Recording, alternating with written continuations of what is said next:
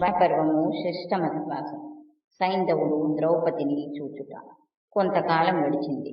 ఒకరోజు పాండవులు అడవికి వేటకి వెళ్లారు. ద్రౌపది కుటీరంలో ఒంటరిగా ఉంది. ఆ సమయంలో సింధు దేశాన్ని పాలించే సైంధవుడు తన చతురంగ బలాలతో సాల్వరాజు పుత్రిని వివాహం చేసుకోవడానికి పయనిస్తూ మార్గమధ్యంలో కామాఖ్యవనం చేరుకున్నాడు. కుటీరం ముందు నిలిచి ఉన్న ద్రౌపదిని చూసి మోహపరవశుడయ్యాడు.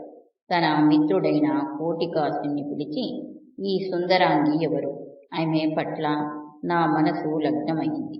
ఆమెతో మాట్లాడి ఎలాగైనా నన్ను చేరేలా చెయ్యాలి అన్నాడు. కోటికాసుడు ద్రౌపది వద్దకు వెళ్ళి, లలనా, నీవెవరు? వన్యమృగాలు తిరిగే ఈ అడవిలో ఎందుకున్నావు? వనదేవతవా? సచీదేవివా? లక్ష్మీదేవివా? నీ భర్త ఎవరు? నీ పేరేమి? నా పేరు కోటికాసుడు, మహాబలవంతుడను. అడిగో, అక్కడున్న వాడు తిగర్త దేశాధిపతి, ఆ పక్కన కళింగ దేశాధిపతి, ఆ పక్కన ఉన్నది సింధు దేశాధీశుడు జయద్రథుడు. అతనికి నీ మీద మనసు కలిగింది, అందుకే నన్ను పంపాడు అన్నాడు.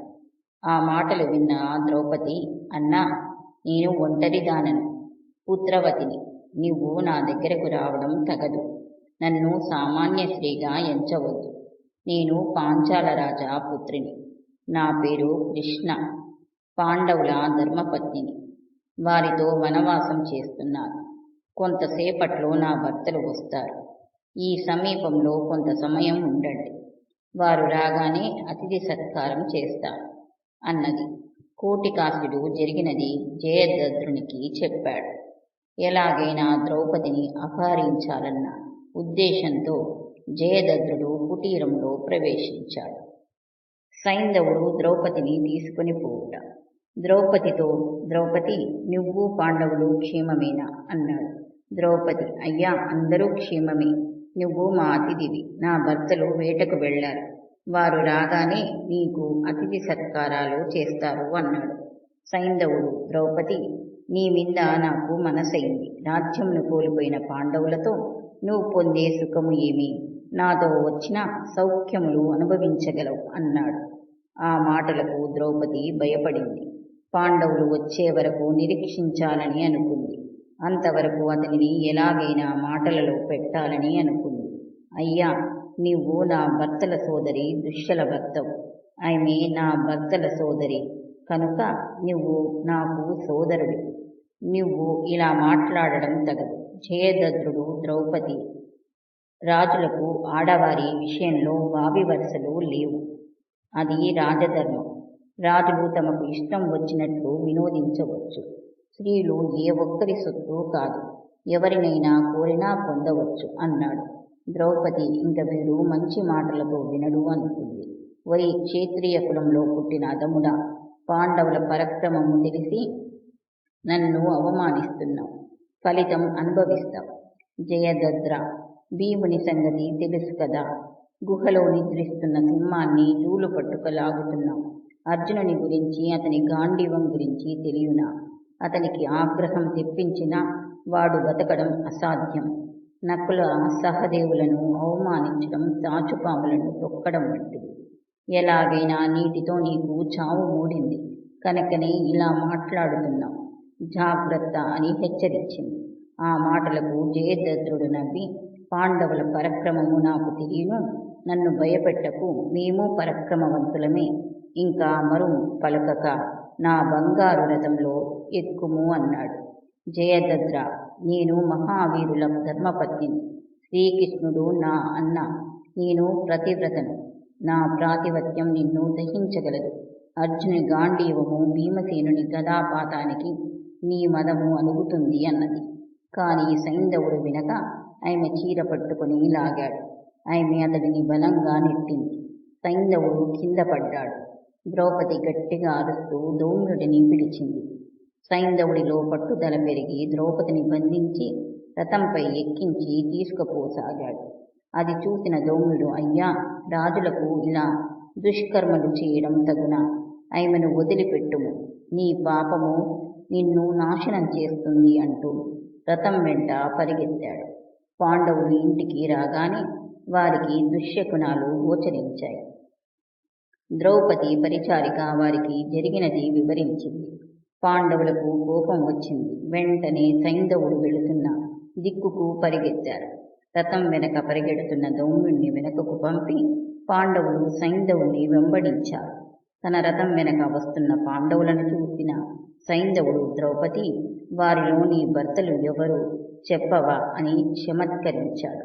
ద్రౌపది, నువ్వు పాండవులను గురించి తెలుసుకున్నా ప్రయోజనం లేదు. ఇంకా నీకు శిక్ష తప్పదు. అయినా అడిగావు కనుక చెప్తాను. చచ్చే ముందు వారి గురించి తెలుసుకో అని పాండవుల గురించి వివరంగా చెప్పింది. సైంధవుడి పరాభవం. జయద్రథుడు తన సైన్యాలను యుద్ధసన్నద్ధం చేశాడు. కోటికాస్యుడు భీముణ్ణి ఎదుర్కొన్నాడు. పాండవుల ధాటికి సైంధవ సేనలు ఆగలేకపోయాయి. ఆ యుద్ధంలో తిగత్త దేశాధీశుడు సుధన్వుడు, సురాదుడు మరణించారు. భీముడు కోటికాస్యుణ్ణి చంపాడు.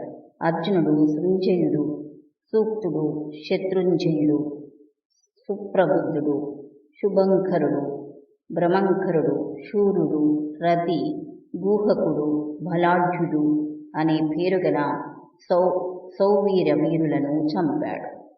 ఆ సమయంలో సైంధవుడు ద్రౌపదిని తన రథం నుండి దింపి రథం తోలుకుంటూ పారిపోయాడు. అది చూసిన అర్జునుడు, సైంధవుడు పారిపోతున్నాడు, ఇంకా అమాయకులైన వీరిని వధించడం ఆపు అన్నాడు. అందరూ ద్రౌపది దగ్గరకు వెళ్ళారు. అర్జునుడు ధర్మరాజుతో, అన్నా, నువ్వు ద్రౌపదిని, నకుల సహదేవుడు ధౌమ్యుణ్ణి తీసుకొని కుటీరానికి వెళ్ళండి. నేను, భీమసేనుడు సైంధవుణ్ణి వెంబడిస్తాము అన్నాడు. ద్రౌపది, సైంధవుడు దుర్మార్గుడు, వాడి పట్ల దయ చూపవద్దు, వధించండి అన్నది. అర్జునుడు సైంధవుణ్ణి వెంబడించి అతని గుర్రాలను కొట్టాడు. జయద్రథుడు రథం దిగి పారిపోసాగాడు. భీముడు, అర్జునుడు వాడిని వెంబడించి పట్టుకున్నారు. భీముడు వాడిని చితక కొట్టి మెడ మీద కాలు వేసి పట్టుకున్నాడు. వాడు స్పృహ తప్పాడు. అర్జునుడు, ఇంక చాలు, ఇంక కొడితే వీడు చస్తాడు, అన్నగారి మాట మన్నించి వీడిని విడిచిపెట్టు అన్నాడు.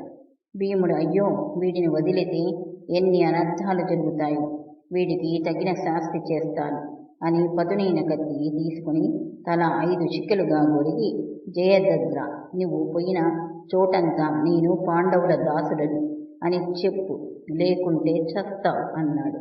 తర్వాత వాడిని రథానికి కట్టి ధర్మరాజు వద్దకు తీసుకువచ్చాడు. భీముడు జయద్రథుణ్ణి ధర్మరాజు పాదాలపై పడవేసి, అన్నయ్య, వీడు పాండవదాసుడు, జయద్రథుడు అన్నాడు. ద్రౌపది వాడిని హేళనగా చూసింది. ధర్మరాజు, జయద్రథ, ఇంక మీదట ఇలాంటి చెడ్డ పనులు చేయక బుద్ధిగా ఉండు అని వదిలిపెట్టాడు. అవమాన భారంతో జయద్రథుడు గంగా తీరానికి వెళ్ళి శివుని గురించి ఘోరంగా తపస్సు చేశాడు. శివుడు ప్రత్యక్షం కాగా జయద్రథుడు, దేవా, యుద్ధంలో నేను పాండవులను జయించేలా వరం ప్రసాదించు అని కోరాడు. శివుడు, జయద్రథ, అది అసాధ్యం. పాండవులను జయించడం ఎవరికీ సాధ్యం కాదు. నువ్వు అడిగావు కనుక ఒక్కరోజు మాత్రం అర్జునుడు తప్ప మిగిలిన వారిని జయించే వరం ఇస్తున్నాను. ఇందులో అంతరం గ్రహించి మసలుకో అని చెప్పి అంతర్ధానం అయ్యాడు. తర్వాత జయద్రథుడు సింధు దేశానికి వెళ్ళాడు.